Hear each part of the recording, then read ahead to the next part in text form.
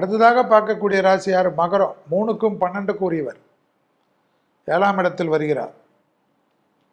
7ஆம் இடத்தில் வருவதனால் மகரத்திற்கு காலஸ்திரி போகணும். 2ஆம் இடத்தில் ராகு, 8ஆம் இடத்தில் கேது இருப்பதனால் கோளார் பதிகத்தை படிப்பது கேட்பது நன்மை தரும்.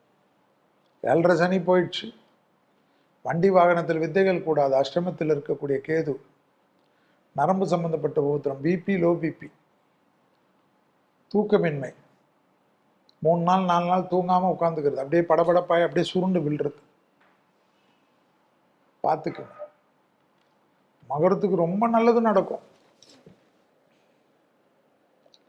செல்வாக்கு கூடும். ஆச்சரியமா இருக்கும். துணை அல்லது துணைவியார் விஷயத்தில் ரொம்ப கவனமா இருக்கணும். அவங்க எழுத்தை பார்த்துக்கணும். குடும்பத்தில் அந்நியர் தலையிடக்கூடாது. பிறர் குடும்ப விஷயத்தில் உங்களுடைய தலையிடக்கூடாது. கணவனாக இருந்தால் மனைவியின் உடல்நிலை, மனைவியாக இருந்தால் கணவனின் உடல்நிலை, பயணங்கள் சமயத்தில் ஆணாக இருந்தால் பெண்கள் விஷயத்திலும், பெண்களாக இருந்தால் ஆண்கள் விஷயத்திலும் அதீத கவனமாக பார்த்துக்கணும். பார்த்துக்கினீங்கன்னா ரொம்ப நல்லது. இல்லைன்னா தப்பு வரும். எதிர்பார்க்காத நல்லது நடக்கும். இழுபறியாக இருந்த பலவிதமான சிக்கல்கள் தீரும். உத்தியோகம், தொழில், வியாபாரம், படிப்பு சம்பந்தப்பட்ட எல்லா விஷயமும் நடக்கும். இந்த சமயத்தில் திருமணம், குழந்தை எல்லாமே நடக்கும். குரு பார்வையில் இருக்கீங்க. குரு சமசப்தமாக பார்வையில் இருக்கீங்க. உச்சம் பெற்ற குரு பார்வையில் இருக்கீங்க. வேற என்ன வேணும்? இந்த சமயத்தில் போயிட்டு சும்மா சினிமா பார்க்குறது, ட்ராமா பார்க்குறது அதெல்லாம் பார்க்கணும். மற்றவங்களை பற்றி போகிறது அதெல்லாம் வேண்டாம். இது மட்டும் பண்ணிக்கணும். நிறைய நல்லது நடக்கும். மகரத்துக்கு தான்.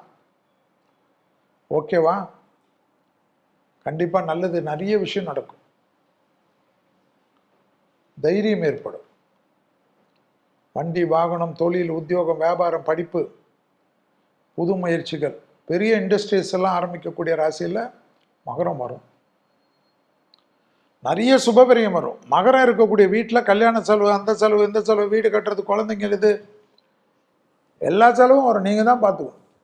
அது உங்கள் தலையில் தான் வரும். அது எப்படின்னு கேட்கக்கூடாது. வரும். குரு பார்க்குறாருல, வரணும்ல. வேற என்ன வேணும்? அதோட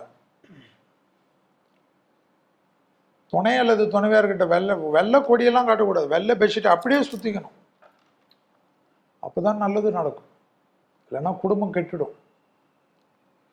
நிறைய பேர் ஆஹா ஓஹோன்வாங்க. குடும்பத்தில் அதீத கவனமாக இருக்கக்கூடிய ராசி யாரு? மகர ராசிக்காரர்கள் என்பதை ஞாபகத்தில் வைத்துக் கொள்ளுங்கள்.